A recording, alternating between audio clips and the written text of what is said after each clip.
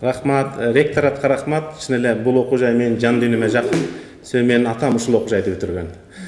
Башында лирикалык чегинүү үчүн эң негизги бүгүн ушул жерде өтүп жаткан себеби ушул окуу жайды Разаков негиздеген. 1994 жылы мен президенттик аппаратта иштечү элем. Журналист Бекен Назаралиев келип калды. Рабига Минсеитова деген эжеди эшитип. Ал эже Разаковдун учурунда мамлекеттик телерадио компаниясын жетектеген экен. Анан кийин Разаков кызматтан кеткенден кийин ада кетет. Анан кийин Разаковдун акыркы күндөрү Москвага барып жолуккан экен. Анан эже кирип келип эле кишине айтып, анан ыйлап жиберди. Себеби Разаковду акыркы көргөн кыргыз мен болуп калдым дейт. Үйүнө барсам, жалгыз чай ичип отуруптур дейт.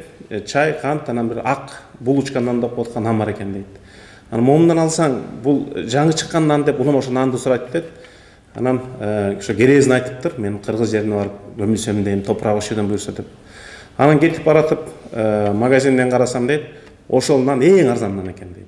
Кыргыздын султаны, падышасы ошондой жашоодо жашап калгандыгы. Анан ошол эже экөөбүз отуруп кат жаздык президентке. Анан президент колдоп, жана сиз айтып атпайсызбы, экинчи жолу кайтып келиши 2001 жылы. Ошол улуу ишке биз да кириптер болуп калдык. Айнур Өтөйчүмүнө болуп, жогорку кеңеште мен демилгелеп 3 жолу 3 спикердин тушунда Исхак Разаковдун кызына стипендия бердик. Закон боюнча пенсия бере албайт экенбиз, бөлөк өлкөнүн гражданы. Биринчи Ахматбек Келдибектин тушунда, экинчи Асылбек Жээнбектин учурунда, үчүнчү Чыныбай Турсунбектин учурунда. Анан биз Разаковду сөз менен эмес, иш жүзүндө да сүйүшүбүз керек. Разаковдун музейин билесиздер, ошол үйү болгон экен. Жыл сайын жаңы жылда жетим балдарга жол өткөзчү экен. Ошо жолду улап мен 2012 жылдан бери быйыл 8-нчи жолу томолой жетим балдарга биз ошол жерде жаңы жылдык бал өткөзүп жүрөбүз. Мени колдогон адамдар бар. Сиздер да келип катышып берсеңиздер болот. Бүгүнкү негизги сөздү Жамиле айтты.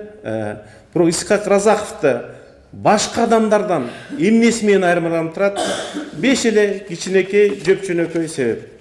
Ошондогу Өзбекстандын биринчи секретары Мухуддиновдун айтканына таянсак, ошол жылдары, 60-жылдары 15 союздук республиканын биринчи секретарынын ичинен жалгыз англис тилин билген Исхак Разаков болгон экен. Биз арыз айтып атабыз го, Майя Санду Гарвардты бүттү, теге Саакашвили Американы бүттү. Ошол доордун реформатору Разаков кыргыз тили, орус тилин, Чеховду которгонда, өзбек тили, тажик тили, англис тили. Жападан жалгыз 15 союздук республиканын ичинен англис тилин билген Разаков болгон. Бул бир доор алдыра турган. Биз азыр айтып атабыз, англис тилин билиш керек деп. Бул эстир доорунда айткан, билген. Экинчиси, бул жападан жалгыз жетекчи улуттун келечеги бул илим, билим дөөлөт экенин сезип, Кыргызстанга Москвадан, Ленинградтан окумуштарды чакырып 5 окуу жайды ачкан. Оштогу педагогикалык университетте, Караколдогу педагогикалык университетте, Улуттук университетте, Политехникалык университетте, азыркы анда кыз келиндер институту болчу, Илимдер академиясы. Мына андан бери 70 жыл өттү, Кыргызстандагы инженердик кадрдын өсүрүшү эң маанилүү болчу да. Эгерде ушул жылдары 100 000 деген интеллигенция кадрлар өсүп чыкса, ошонун туу башында Исхак Разаков чыккан. Экинчи, бөлөк коммунисттердин айырмаланып ал улут жандуу, улутман, улутчул десек де болот. Ошол доордо 1952 жылы бөлөк өлкөлөрдө фольклорго кайрылуу кыйын болчу. Репрессиянын кечиңирээк болчу.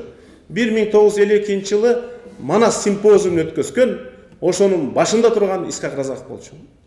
Бул улуттук баатырлыкка тете. Себеби коммунисттик идеология турса, ошого альтернатива кылып Манастын идеологиясын алып чыккан бул Исхак Разаков болгон.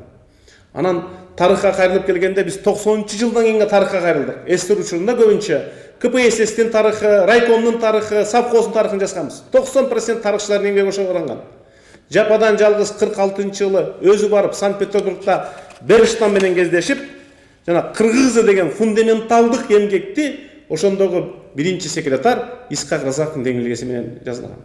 Эми карап көрсөңүздөр, бир жолку декадада 382 Кыргызстандын өнөр посттору орден медалга ээ болуп, анын ичинен Бакен Кыдыкеева Ленин орденине, Артык Мырзабаев, Бибисара Бейшеналиева, Сайра Кийизбеалар эстирдин эл артисти болгон. Кийин Усубалиев китебинде жазып атат. Эстир доорунда СССРдын эл артисти деген наамды алуу боюнча жалпы саны биринчи орунда Россия, экинчи орунда Украина, үчүнчү орунда Кыргызстан турган. Бул не деген бийиктик. Жана эже айтып кетти, жалпы инфраструктурага кошкон салымы. 3 эле цифра. Азыркы темир жолдун бизде узундугу 368 км. Разаков курулган боюнча. Исхак Разаковдун дошунда 60 фабрика, завод курулган. Биз азыр куруп бүтө албай аткан ГЭСтерди ошо жокта, акча жок заманда Исхак Разаков курган Аламедин ГЭСи, Лебединовка ГЭСи, Кызылкая сүлүктүү шахтасы, Кант түстүү металл заводу, Кыргызавтомаш, Ош электромаш жана баштаган көптөгөн завод, фабрикалар.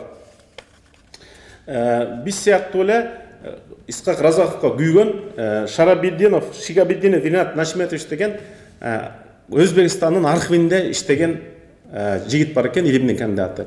Биз 18-жылы Санкт-Петербургда Исхак Разаковдун конференциясын өткөздүк. Ошондо укмуш материалдарды берди. Ал көрсө улуттук кадрлар даярдап турду. Исхак Разаков 3-чү секретарь Өзбекстанда иштеп турганда Илимдер академиясынын президенти кыргыз жигит болгон. 3 областтын оглоносу кыргыз жигит болгон. 1 обкомдун 1-чи секретары кыргыз жигит болгон. Мынчалык жетишкендикке Кыргызстан башка өлкөдө Разаковдун учурунда гана жетише алган. Сөзүмдүн соңунда Разаков боюнча, анан бөлөк темага өтөбүз. Разаков Кыргызстандын интеллигенттеринин биринчи съезин уюштурган. Себеби интеллигенция бул улуттун ар намысы, улуттун жүзү жана келечеги. Ал съезге кийинки доордон түрүүлөрдөн 4-өө качып, алар да өтүп кетти. Каракеев, Курмангалы Каракеевич, Усубалиев, Кондучалар качкан. Эмне үчүн интеллигенция? Себеби интеллигенция колдобогон коом алды көсө албайт. Эмне үчүн интеллигенция? Мыйзам бул юридикалык жүрүш-турушты аныктаса, интеллигенция адеп ахлак жүрүш-турушты аныктайт. Ошол Разаков аныктаган 60-жылдагы интеллигенция съезинен кийин бир гана жолу съездер өткөн интеллигенциянын 2008-жылы. Ошол Разаковдун доорунда дүйнөлүк деңгээлде окумуштар болуп чыкты. Ахунбаев, Адышев, Карасаев, Жамгырчинов, Ильясов, Мамытов, Юнусалиев, Алышбаев. Эгерде 27-жылы Кыргызстанда илим билимдүүлүк 15% болсо, Разаковдун доорунда бул 98%га жеткен. Эми азыркы көрсөткүч кандай? ПИСА уюму 65 өлкөдө орточо билим кандай экенин иликтесе, 65-чи арткы орунда Кыргызстан калды.